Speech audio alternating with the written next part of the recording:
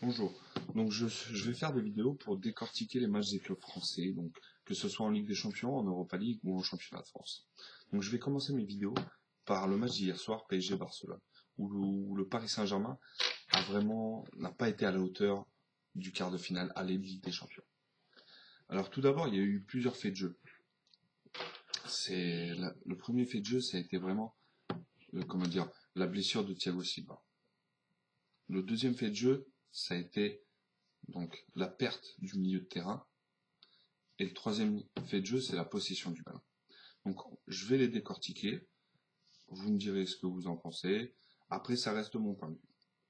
Alors, le premier fait de jeu, c'est vraiment la blessure de Thiago Silva. Thiago Silva, il était revenu à son top niveau. Faut le dire. C'était devenu le rock. Le rock qu'on le connaissait au Milan AC ou au FC Porto, ou au début de ses années parisiennes. Hier soir, il s'est blessé, donc anodiment, sur un duel avec Luis Suarez.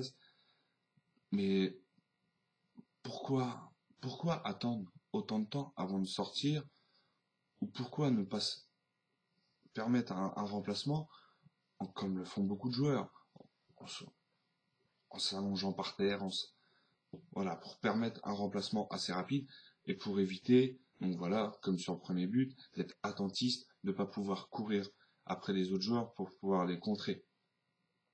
Donc déjà, pour moi, ça a été le premier fait de jeu parce que à cause de ça, le Paris Saint-Germain a encaissé le premier but. Le deuxième fait de jeu, ça a vraiment été donc la perte, du milieu de terrain. Perte du milieu de terrain, on sait que si on gagne le milieu de terrain, le match est à 50% gagné. Hier, avec Matuidi, Kaba et Rabiot, face à Rakitic, Iniesta, Busquets, voilà, ils ont vite perdu la bataille du milieu de terrain. C'est sûr, avec un Marco Verratti, je pense que ça aurait été plus facile de pouvoir le remporter.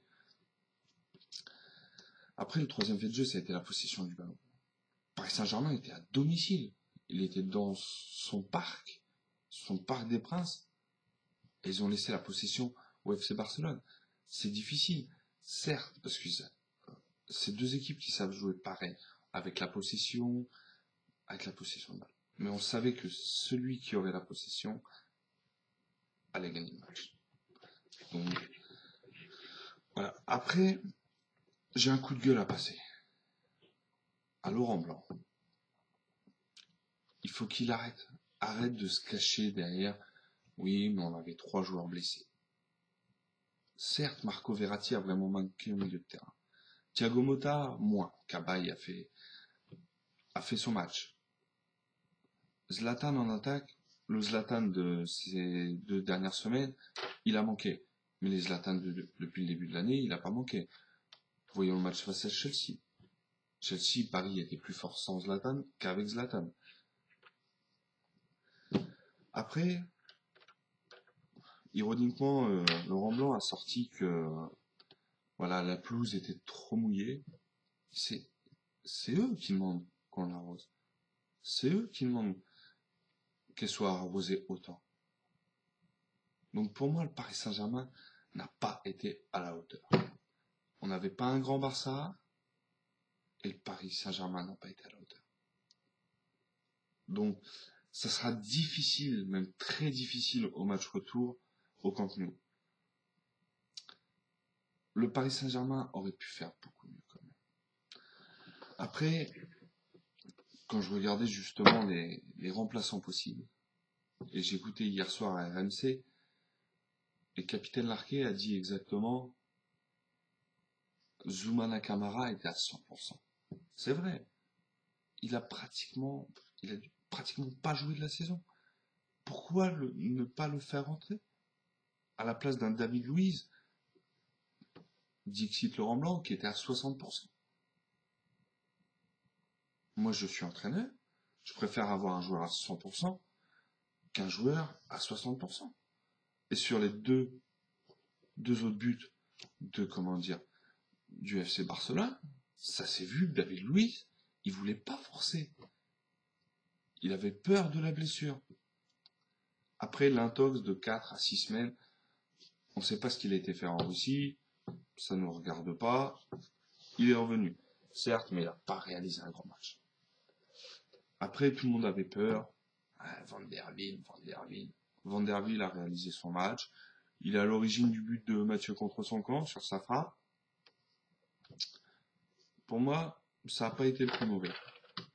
Après, ça reste mon point de vue, mais pour moi, le Paris Saint-Germain ne pourra jamais gagner la Ligue des Champions tant qu'ils n'auront pas un grand gardien. Voilà, je le dis, Sirigu n'est pas un grand gardien. On l'a vu encore hier soir. Sur le deuxième but, il n'est pas exempt de tout reproche. La main ferme, on voit sa main. Il s'est blessé à l'épaule, mais pour moi, c'est pas un grand gardien. C'est pas un grand gardien. Il plonge d'un côté.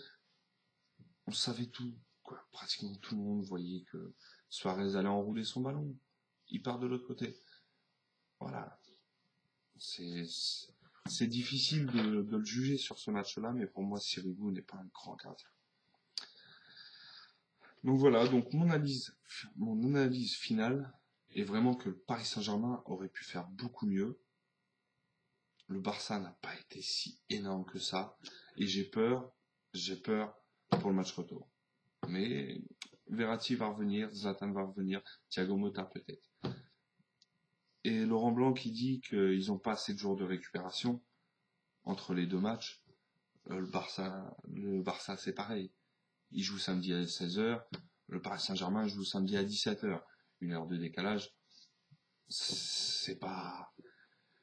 Voilà. Donc pour moi, c'est une fausse excuse.